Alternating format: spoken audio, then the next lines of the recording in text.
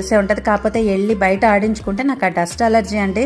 ఆ బయట ఆడుతున్నప్పుడు కొంచెం మనకి డస్ట్ అదే డస్ట్ కాదులేండి, ఆ పొడి ఎగురుతుంది కదండి, అప్పుడైతే మనకి చాలా ఇదిగా ఉంటుంది. ఇప్పుడు చూడండి, సమానంగా బాగా మెత్తగా అయిపోకుండా, బాగా నలగకుండా కాకుండా మనకి ఎంత కావాలో అంత అయితే వచ్చింది. ఇప్పుడు నేనైతే కరివేపాకు, పచ్చిమిరపకాయలు ఇలా అయితే కడిగేసుకుని పెట్టేసుకున్నాను.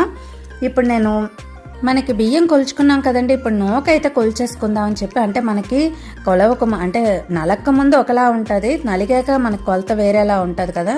ఇప్పుడు మనకి ఎంత కావాలో అంత తీసుకుని మిగతాదంతా పక్కన పెట్టేసుకోవచ్చు. మనం ఇది ఎక్కువ ఉన్నది తక్కువ మనకు ఎంత కావాలో అంత చూసుకుని ఇలా మనం మిక్స్ చేసుకుని మనం దీంట్లో ఇది మిక్స్ చేసుకోవాలండి. మనకి ఇప్పుడు పెసరపప్పు అయితే మిక్స్ చేసుకుని దీన్ని బాగా ఫుల్గా బాగా వాష్ చేసుకోవాలండి. మనం ఒక 2 సార్లు మనం క్లీన్గా వాష్ చేసుకున్నాక తర్వాత మనం పొయ్యి మీద అది మనం ఎలా మిక్స్ చేసుకుని ఎలా పెట్టుకోవాలి, దీన్ని ఎలా ప్రిపేర్ చేసుకోవాలి, నార్మల్గా ఎలా చేసుకోవాలో